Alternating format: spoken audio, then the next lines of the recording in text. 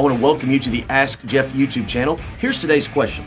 It says, per your message on Sunday, Mark chapter 5, verse 2, and Luke chapter 8, verse 27 mention one demon-possessed man. However, Matthew chapter 8, verse 28 mentions two men. If there were two men, could it be the, quote, legion was only in one of the men, and this is why Mark and Luke only mention him? Now, this is a multi-layered question, so allow me to kind of back it up a little bit, and then we'll get kind of in the weeds therein. When we look at the gospel accounts, we know that there is one Jesus Christ, there is one life, one ministry, one death, one resurrection. However, we see four very differing viewpoints or perspective. Kind of the best analogy I've ever heard is I want you to imagine that there was an automobile accident in the crosshairs of an intersection. And then on all the four corners, you had four different people who observed the accident. Based on who they were would determine what they might share. For example, a medical doctor or a nurse might talk about the injuries that were sustained. Whom we know as Luke was the beloved physician. What we know as Mark, or who we know as Mark, most likely a younger man, the gospel of action as referenced here, he might talk about the impact, the force, etc. Why is this important?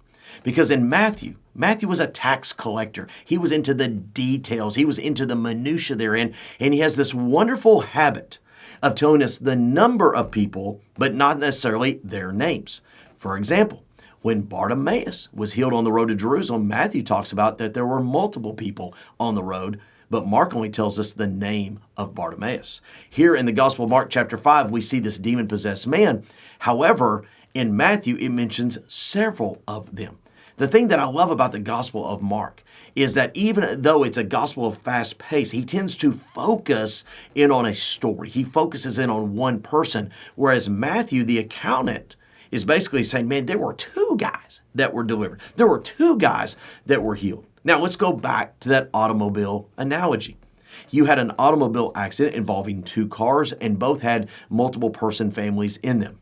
Matthew is going to say something to the effect of there were 7 people involved in the accident, and 2 of them had to go to the hospital. Mark might make this statement, man, you're not going to believe it. This one guy, his arm got cut off, but they sewed it back together in the ER. And that would be his perspective. Again, even though they use what appear to be differences, they don't contradict each other. The problem would be is if Matthew said there were 2 and only one this, or if they say one and only. In other words, the descriptions are not canceling out the others. They're actually giving us a more commentary of the scenario. Great question. If you have one, send it to AskJeff.net. Maybe your question will be tomorrow. Thanks for being a part of today's daily question. Now, we answer a question each and every day. Please feel free to submit a new question at AskJeff.net. We may not have gotten to yours today, but we eventually will continue to be a part of this. Subscribe so you don't miss out on a question every day.